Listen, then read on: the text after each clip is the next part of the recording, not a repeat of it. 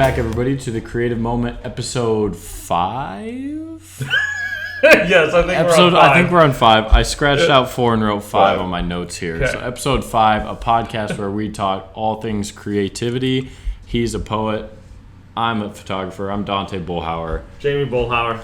And today we are starting with some Tropical Dreamer. Yep, and we're talking inspiration. 3 things, 3 people. Maybe it'll go more than 3, less, whatever. But things or people that inspire us and kind of bring out the creativity and kind of help us to develop. Maybe it's our style. Maybe it just gets us moving on projects that we're stuck on, things like that. What is... You go ahead and start with one thing that inspires you. So thinking about this and try to also create something that for you viewers and listeners, you could go do. And probably the number one thing that I do that helps my creativity is that I make sure I walk. And I know I get out and make sure that it's more than 10 minutes. But I go on a serious walk. And through the ages, like Wordsworth and the Romantics, Stephen King actually makes sure that as part of his routine that he walks. Daily or just? Daily. That's part of his writing routine, basically, because he does most of his stuff in the mornings. And you can walk. I walk with music most of the time. But even if you remember when you were little and stuff that we would go on little nature walks and stuff. You do that now. Yeah, I still do that now with the girls, or we'll go on snack walks and talk, and it's just one of those things that obviously physically it's very good for you. Mental health wise, it's actually also really good, but it's kind of like that time if you do it alone or with somebody that you can share ideas with. It lets your mind and your spirit work through things, go with an idea that you have and stuff. And I get looked at. I listen to music on my phone, yes, but if I get an idea, I'll actually stop and voice it into either my notes or my Google Doc. And that way I don't have an idea that's really good at the moment and then I can't quite remember it when I get home to get it jotted down on paper.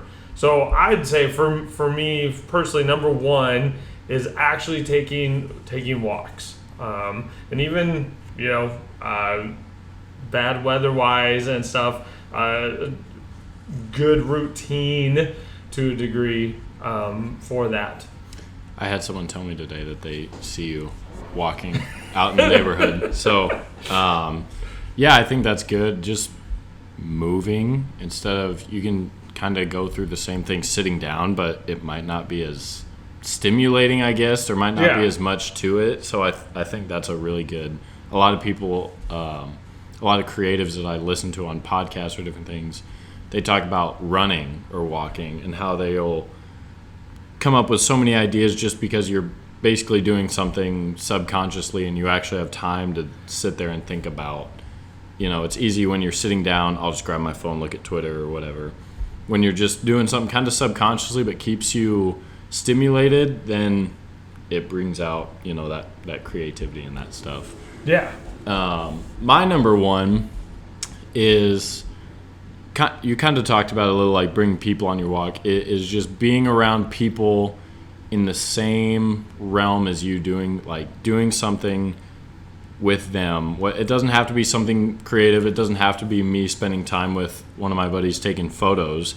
But even just going to lunch with someone else creative and just talking about it and talking about what ideas have you had lately, what have you created, stuff like that. I find that to be really motivating and inspiring because it's a lot of times when you're in the creative realm, it can be kind of lonely. You're just kind of up in your own head trying to come up with ideas.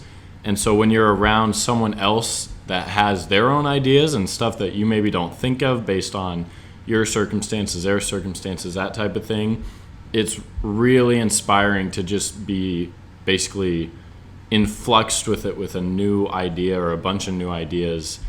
And so I think like being with creative people or people that are in that same field as you and just being able to talk about it, when a lot of times in this field you don't always get to voice kind of your thoughts. You just kind of put them onto, you know, whatever product or work you're putting out. That can really kind of spark and inspire me to then when I get home, I'm like, I want to go take some photos. I want to go apply whatever, you know, Ben told me or Alyssa told me, that type of stuff. Yeah, so that's what I was actually thinking. Sometime in your history of work, you know, with state competitions and the hype videos and stuff, there's been some stuff that together as a group you guys have produced. And not saying that solo stuff is bad either, but sometimes you can feel the energy of a collective outlook going, and it's amazing how work, because even like Stephen King has written some books with different people, and there's something different about a project that has a lot of different energies in it, and you can feel each part, but it makes such a cool whole project when it's done. Yeah, and you've done, like, there's some really crazy cool stuff you guys have done before. if one person had every single idea in their industry, then there would be no reason to even continue that industry. That kind of brings up when me and Ben created those line drawing videos, and he just had this idea. I was like, I did this thing for Adams Central football. I drew on the frame, whatever. So we did that for volleyball, and then when football came around, he's like, I discovered this. I tried the drawing thing, and we added this like glow to it and this whole different feel to it. And that collaboration of, I brought up a new idea and that sparked this idea from him, just created, like, those videos were just received so well by the crowds because of that energy that came up from us just kind of working together and talking stuff out. And I know it sounds kind of spiritual or stuff like that, but in the creative world, to a degree, you have to get in touch with that, with whatever it's energy, attitudes, creative mindset and stuff like that. Just because it's conversation based here, I just thought one of my favorite groups, Tears for Fears, they did an interview when they had separated and they came back together, and they were having a rough time, and all of a sudden Everybody Loves a Happy Ending song, they hit this chord, and all of a sudden they both go, that sounds like Tears for Fears. Like both as individuals had musical but when they came together, it had its own energy, its own sound, and then that allowed them to get on, and they've been making some albums together now for the last couple of years, but it was them together. That was Tears for Fears, not each of them individually. Interesting. Yeah. So number two, one of it's kind of a weird. My number two way to get inspiration or to find inspiration and stuff is to delve outside of your strength. Now, it's not the comfort zone. It means to actually do something creative in something else. For those who do kind of follow me and stuff like that, you know that sometimes when I take my walks, I find interesting pictures to take, and it's just because it's just like, oh, okay, I'm out here, I'm thinking, and it's just like, oh, and instead of letting the moment go past, I will just stop. People probably stare at me. I'm sitting there with my phone down in the gutter or something like that, and I'm just like, okay, this is kind of cool, and to delve into that, I draw with your sisters or my daughters. I'm trying to learn the piano, but learning the piano is really hard. I played the xylophone, and that translates directly into piano playing. So I'm a well, not anymore, but I was a decent piano player. Yeah, so I just like getting, and there's some rough spots with that, but letting your creative muse or whatever express in some other way, I think is a great way to spark your strengths. because you get an idea, or as I'm trying to learn chords and stuff like that, I can hear rhythm of lines in my head. I can visually see some cool things, and there's and now, oh my gosh, I'm brain freezing. There's actually a poetic form to where you use a piece of art as an inspiration for your poem. So my second way, I think, or advice, is to go with your creativity and try out other things that allow you to be creative and find inspiration, through those. Interesting. Yeah, I have always been interested in music, like creating music, mostly because there's certain emotions that I want to get out of like videos and stuff, but I can't use most of the music I hear because it's copyrighted, stuff like that. So I've thought about kind of just delving into like audio engineering and seeing what that would look like. Haven't yet, just there's always a million reasons not to do things, but that would be a cool thing to kind of experiment with and see how that goes. My number 2 is similar to my number 1, but it's different for me in terms of accessibility, I guess, and that's I watch YouTube videos, short films. The one that I always watch and that I can quote every single line from is The Mountains Won't Remember Me by Peter McKinnon. And he makes his sisters watch it too. I don't make them. I just turn it on. I turn it on and I watch it.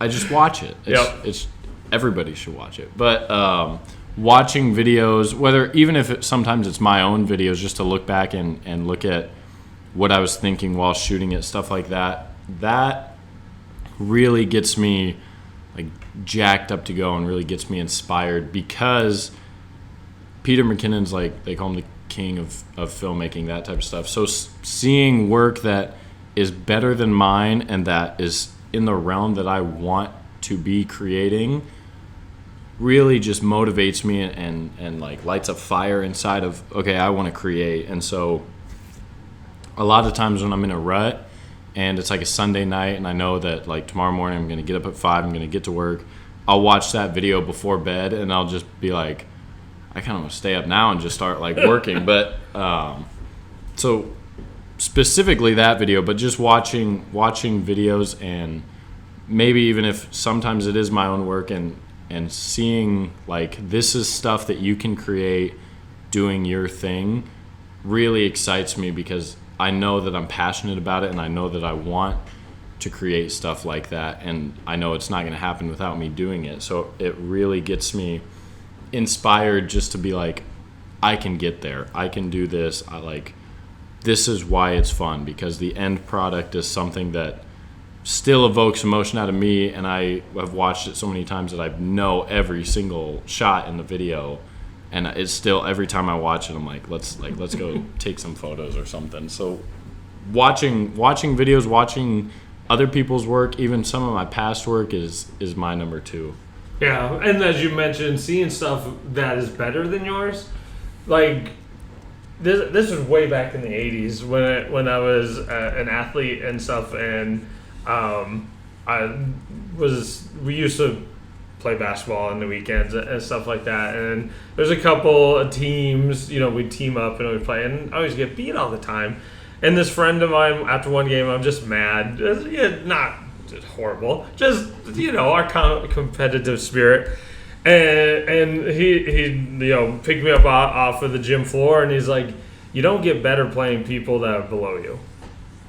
Yep. Yeah, and they're within writing and photography and drawing and art and other stuff.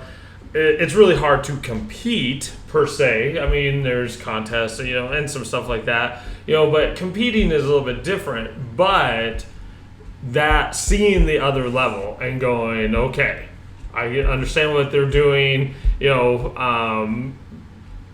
looking at, in my realm, how the sonnet is written and the grammar that's broken to make it fit a song, so that I understand how to break grammar rules correctly to a degree for you and watching Peter McKinnon's videos and seeing, some of the photos. And I always remember the one where he gets that big book and it's got the Peter Lick book. Yeah, and I've seen that in person. I flipped through every single. The first time I saw it, I flipped through every single page. That's an example of somebody doing something, not just the photo, but then the book, and like here is something in real life that is an example of the work that they can do, and like that's. I agree, that's inspirational. If you can't find inspiration or can't find somebody in your field to learn from and be inspired from, you need to search a little bit harder. There is whatever field you're in, welding, art. There's somebody better that you can find and be inspired from. So yeah, I'm totally because that's kind of my number 3, as in the sense of for my world of writing and stuff like that is actually reading. It's reading all kinds of different books, not just poetry books and things like that. Neil Gaiman says that you should live life, read. Stephen King also was like, you can't be a good writer without reading, because you get that chance of, and to a degree is connected to yours, you get to look at other people's stuff. Even with social media, with the very short story community on Twitter, like there's so much amazing stories done in just a tweet, and there are times where I'm just like, okay, the word for that day, I'm like, oh, crap, I can't do this. How am I going to come up with something with this word?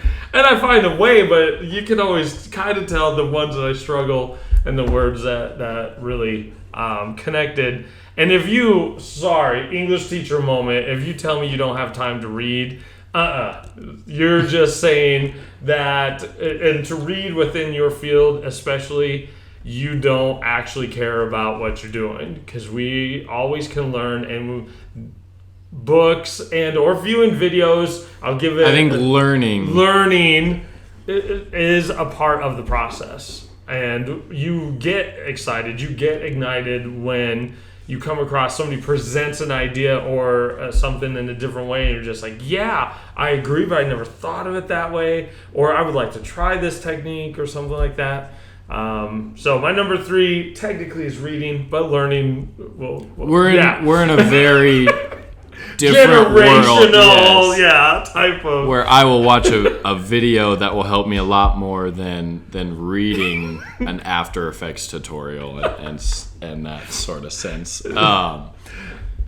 That's a really good one, and I think that yes, if you are not seeking out learning or reading or just absorbing more new things in your craft, then you are maybe it's not the space that you should be in, because if you're not motivated to learn those new things, then at some point you're just going to plateau, and that's just going to be it. Yeah. And so my number 3 is, I don't really know how to explain it, but I guess the best way to explain it would be with this like quote saying, like if you're around 5 lazy people, you're going to be the 6th. If you're around like 5 people that are super rich and wealthy, then you'll probably be the 6th. And so it's kind of just surrounding your environment with things that will inspire you and that will motivate you. So to kind of give just an example of how I do it, like on Twitter and Instagram, I try to only follow people that will kind of bring value. Like a lot of people, if you get a follow, they'll just follow you back, that type of thing. I try to follow people on my photo account that are just photographers or just videographers, people that I know when I look at their stuff, I'll be inspired to do it. Same with Twitter. Like my algorithm or whatever is all, now it's NBA Finals stuff, but it's mostly this photographer, this photographer, this photographer, this videographer, this graphic designer. And to just kind of surround myself and make sure that my environment looks like what I want to aspire to be really helps kind of block out that other noise and make sure that I'm kind of focused in and always, again, learning the more stuff you see on there, the more you're like, oh, it's cool how they lit this, it's cool how they did that. And so just kind of surrounding yourself, and it doesn't have to be people, because I'm not around a whole lot of creative people that much, but surrounding your environment with things that you know are going to take you to where you want to be long term. Because yeah, short term it's easy to take days off, and those days turn into a couple weeks, and then it's a month and you haven't done any work. But just making sure that most of what you're seeing, hearing, whatever, every day is on path with the path that you want to be on, I think helps you stay inspired, because you're always being shown, kind of like learning, you're always being shown new things. Your realm exists a lot more of what you want to be and what you want to be doing than all that other stuff creeping in, like procrastination, laziness, some of the stuff that we talked about in earlier episodes. So that my number 3 is just kind of creating an environment where it's easy to be inspired. Yeah. Just because we don't have as much time, there's another quote that says, in 5 years, the most important influences will be 5 people and 5 books you read. I've read 0, well, Animal Farm. I probably couldn't count 5 books in the last 5 years, but maybe. Okay. Probably not 5 books I've read voluntarily. Yes. But no, I agree in that aspect. Your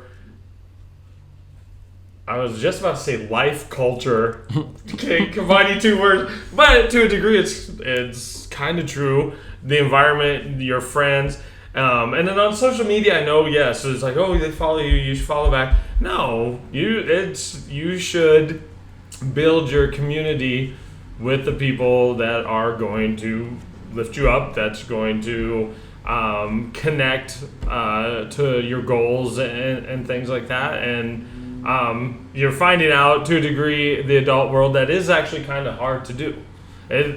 I'm not always around a lot of people that have the same interest as me either. It gets a little draining, Yes. to a degree, because you feel alone, like nobody quite understands the frustration that you're having. It's usually on bad days, because it's like they don't quite get, why do you need to write? Why do you need this? And people in your field do. They get that. They understand, and sometimes they're the inspiration to help you out of a bad day or do something to get you out of a funk or a writer's block or things like that. So yeah.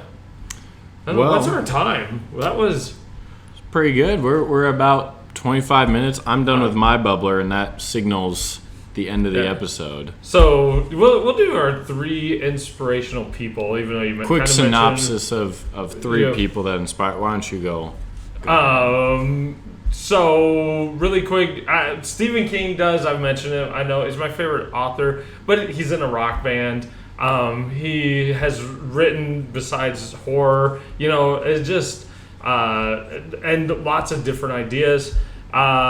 Music wise, Prince is always, again, his vastness of music and topics and stuff like that. Like, there is almost a song. He has a song for almost any mood thing that you're in. And the last inspirational piece, sorry, be a little dad life here, is my family. To a degree, as we mentioned, taking walks with everybody, sitting down, drawing, doing just different things. And in a way, as a dad, I've gotten to be more creative because I've got to be a kid at heart still.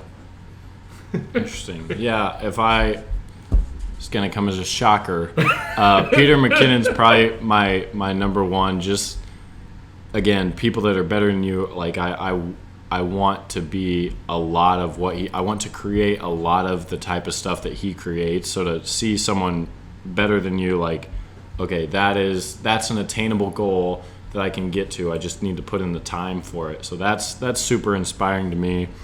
I would also say family, just the energy that comes from, especially being at home now that I'm not at home every day, is inspiring, just because, like, it's people you're around every day, and it's very much a part of who I am, is being around family, being like raised, that type of stuff, and just the energy that our family has is inspiring. And then third,